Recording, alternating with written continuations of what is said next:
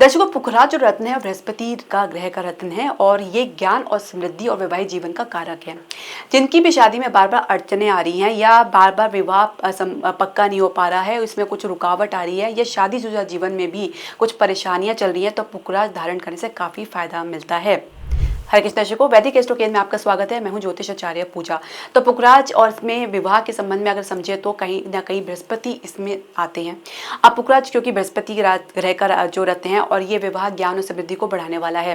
कुंडली में यदि बृहस्पति कमजोर होकर बैठे तो ये भी विवाह में काफी ज्यादा अड़चन उत्पन्न करता है। विवाह संपन्न होने में, विवाह पक्का होने में, विवाह के बाद की जो परेशानी है उसको भी ये दर्शाता है। इसके अलावा सप्तम भाव में यदि कमजोर ग्रह बैठे हैं या सप्तम भाव पीड़ित है तो भी पुखराज जो है आप धारण कर सकते हैं। शादी में देरी आ रही है, रुकावट आ रही है, तो इसके लिए भी पुखराज ग्रह बृहस्पति के जो माने गए हैं उनको प्रसन्न करने के लिए आप इसे धारण कर सकते हैं। पुखराज पहनने से बृहस्पति मजबूत होते हैं, विवाह के लिए जल्दी योग बनते हैं।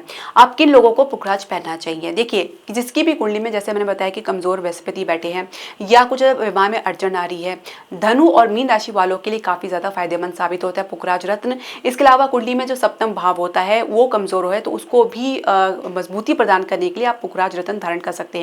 जिनकी शादी में या विवाह जीवन के बाद में कुछ रुकावटें आ रही हैं तो उनको भी ये विचार करना चाहिए।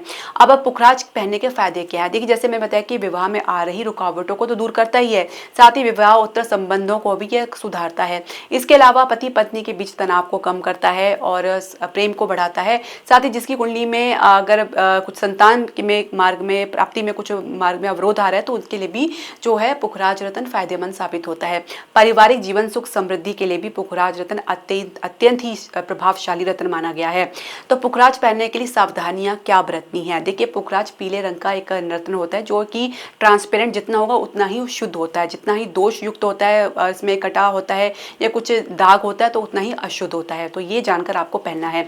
साथ ही नकली अगर आप धारण करेंगे तो कोई फायदा देखने को नहीं मिलेगा। शुद्ध रत्न धारण करने के ही फायदा। इसे आप सोने की उंगली में, सोने की अंगूठी में धारण कर सकते हैं। इसके अलावा आप अपनी जो है पहली इंडेक्स फिंगर में आप इसे धारण कर सकते हैं। इसके अलावा आप चाहे तो इस मंत्र का जाप करके इस रत्न को सक्रिय कर सकते हैं, जो है ओम ब्रह्म बृहस्पताय नमः का 108 बार पाठ करके आप इसको जागृत करके इसको सक्रिय करके आप इस रत्न को धारण कर सकते हैं। इसे धारण करने से पहले इसे गंगा जल से धो के धूप दीप दिखाकर और चने की दाल लेकर एक कटोरी में गुड़ रखे, उसमें इस रत्न को रखें, इस अंगूठी को रखें और विष्णु जी के उनको समर्पित कर उनके समक्ष रखें। साथ ही इस मंत्र के जाप के बाद 108 बार जाप करने के बाद आप इस रत्न को धारण करें और जो दाल और गुड़ है वो आप मंदिर में दान कर सकते हैं दक्षिणा के साथ।